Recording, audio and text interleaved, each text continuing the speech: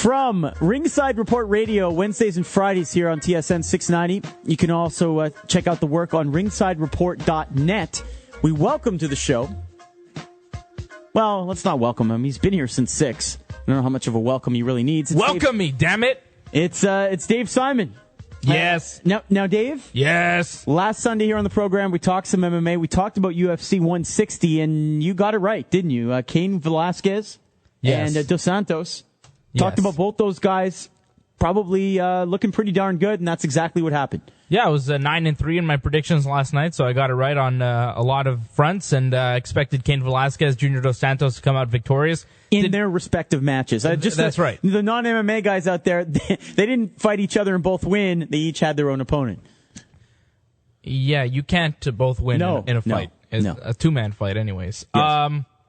Yes, so Junior Dos Santos knocked out Mark Hunt. Was not expecting that. No one was expecting the Super Samoan, who has a legendary chin and just amazing power in his hands. He went down a spin kick from Junior Dos Santos that knocked out Mark Hunt.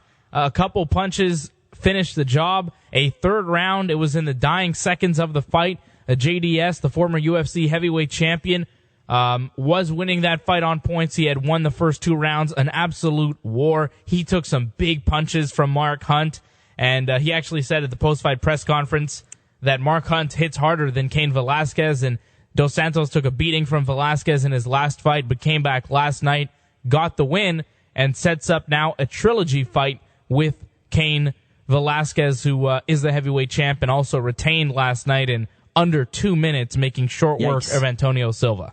Now, I wanted to ask you about, you said the dying seconds of the fight. Prior to that knockout, was it going to be a unanimous decision for Dos Santos? Yeah, I think so. It was pretty much Dos Santos had won the first 2 rounds. He was on his way to winning the third round. And that was just kind of icing on the formality, cake. Yeah.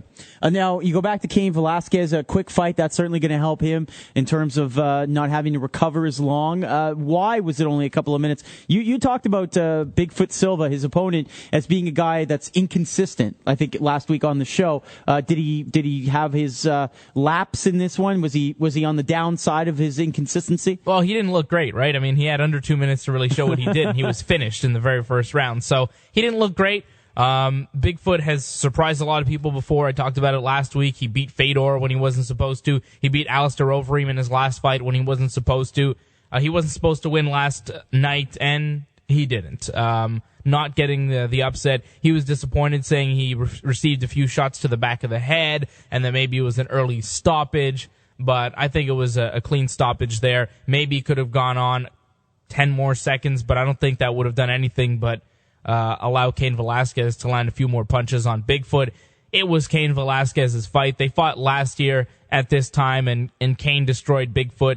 It was easier to do it last night for Cain Velasquez. Took less time, but it was pretty much the result that we expected. And now, again, sets up that fight with Junior Dos Santos. They're even at 1 apiece. Dos Santos knocked out Cain Velasquez. Cain beating him up in a 5-round war the last time they fought. And before the end of the year, according to Dana White, they will fight again. The 2 best heavyweights in the game, bar none, are Velasquez and Dos Santos. And I think these 2 guys are going to be remembered for fighting each other when their careers are all said and done, because they truly are head and shoulders above everyone else in that heavyweight division. Category. Yeah, Dana White, UFC president, saying it's a no-brainer. If there was ever a trilogy, that's it right there. Yeah. So, now, is it going to bring in the fans? Are the fans excited about this matchup, do you think? Oh, yeah. If you're an MMA fan and you don't want to see Dos Santos Velasquez again, I really don't know what to tell you. I think that maybe some people can say, well, it was so clear that Velasquez beat up Dos Santos last time. Do you really think it's going to be a different result? Junior Dos Santos has shown that if he lands that one perfect punch, he can knock out any man on the planet. Not only Mark Hunt, but he's also knocked out Cain Velasquez. So I think it's still an interesting fight. The fact that Dos Santos is the only guy to ever beat Cain Velasquez makes him that clear number 1 contender. There really aren't any other guys at heavyweight right now that deserve the shot more than JDS. So it's going to happen, and it should happen. All right, now, going down one category, earlier in the card, Brazilian lightweight heavyweight Glover Teixeira. Now 21-2, needed less than 3 minutes to submit his opponent. What does that do now for his prospects? Yeah, I mean, it was a very nice guillotine submission from Glover Teixeira. He is a guy at 205 pounds that looks like a next up-and-coming prospect. Coming off a win over Quentin Rampage Jackson in his last fight, this was kind of a step down in competition against James Tahuna. Tahuna's a tough dude, but he doesn't carry the name that Rampage does. You know, he's not a former champion like Rampage.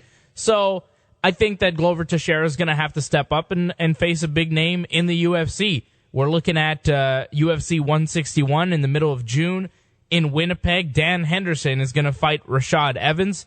I think that the winner of that fight would make a real interesting opponent for Glover Teixeira. You have Rogerio Nogueira fighting Shogun Rua on that card as well. The winner of that would make an interesting opponent for Glover. So there are good opponents for Glover Teixeira, but it's going to be guys in that top 10 because you look at him, you look at what he's been able to do and how unstoppable he has looked in the UFC. You got to figure 1-2 more guys in that top 10, and he could be ready for a shot at Johnny Bones Jones or, you know, Alexander Gustafsson or whoever's going to be the UFC light heavyweight champion when Glover gets there, as it looks like we're getting the news this week that Alexander Gustafsson out of Sweden is most likely going to be the next opponent for John Jones. Nothing who official had to back yet, out of but a fight in his native Sweden, right, because of an injury? That's right. He had a cut there at the beginning of April in Sweden against Gegard Mousasi that forced him to pull out of that fight. Yes, of course. Gegard thinking about dropping down to 185. All right, now, one of the other fights from UFC 160 was called Bloody. Tell me about the win from Donald Cowboy Cerrone. Yeah, Cerrone got a big victory over KJ Noons, put a beating on him. You know, it's a good win for Cerrone. He's kind of, a good lightweight right now. They were talking about a fight against Josh Thompson coming up for Cerrone. He's a guy that kind of, he does well in the lower end of the lightweight division, but when he really steps up to kind of top 10 level competition, he struggles, so he's going to need a few more fights to really get up there. The one fight we should be talking about here, Matthew, is TJ Grant out of Nova Scotia, knocking out Gray Maynard last night. He was plus 175. I saw your tweet on it the other day.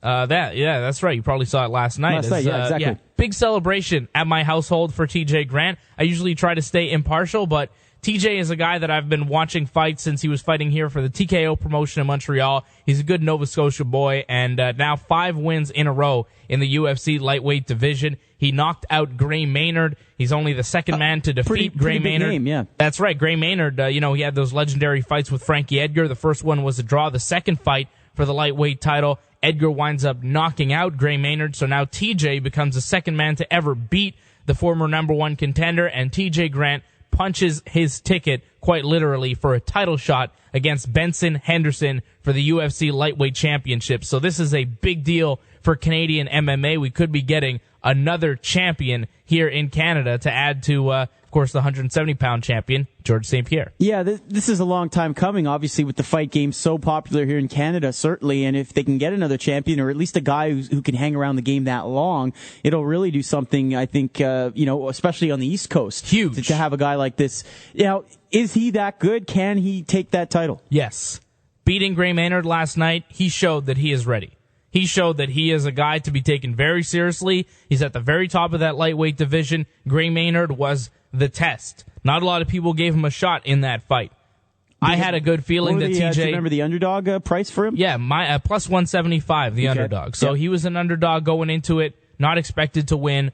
I had a feeling on TJ Grant. The fact that he was able to beat Gray Maynard last night and just roll right through him. A first-round knockout of Gray Maynard. I mean, Frankie Edgar took him 4 rounds. It really took him 9 rounds if you're going to count the first 5 that went to a draw. So it took him a long time to finish Gray Maynard. TJ Grant walked right through him. TJ's undefeated since dropping from 170 down to 155. He is an excellent lightweight, undefeated in the weight class, as I said, 5-0 now.